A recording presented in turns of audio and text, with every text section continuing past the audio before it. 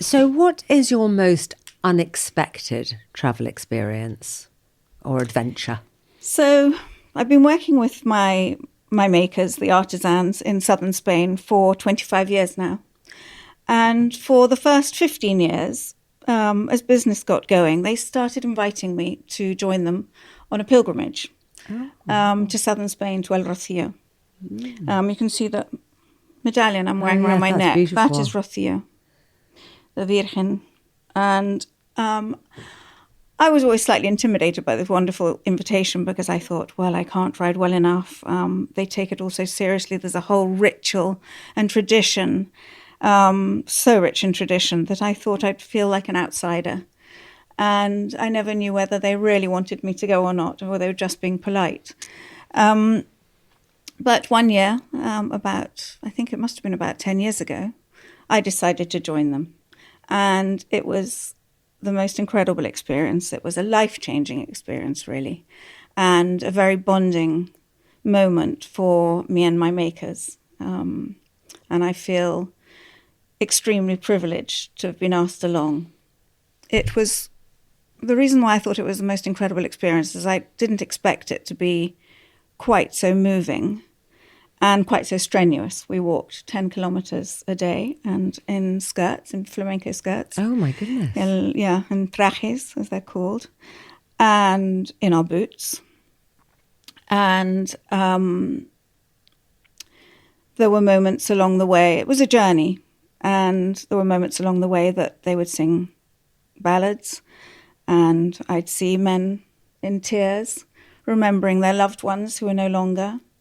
It was steeped in the most beautiful tradition. And is that an annual thing that they do?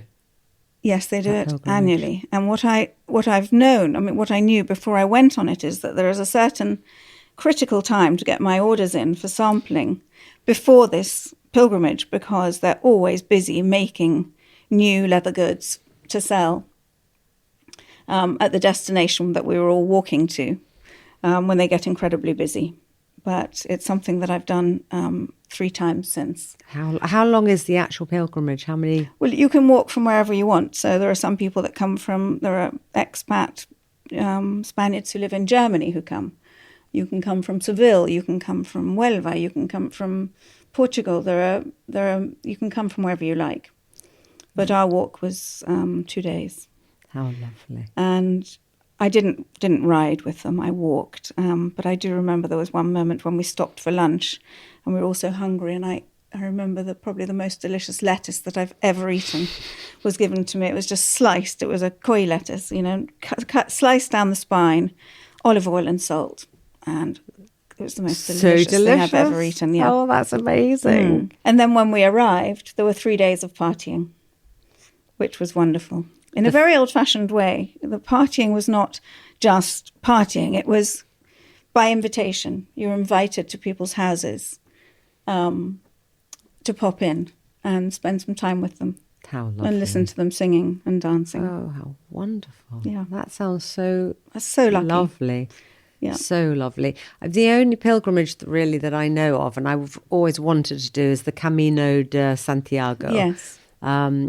And then whenever I think about it, I think, oh, have I got it's not even the time, it's, can I really do this? But I think it would be a really poignant thing to do. And also I think it's very life-changing when you do something like that, isn't it? It really takes you off grid. Yeah. And into the moment. Yeah.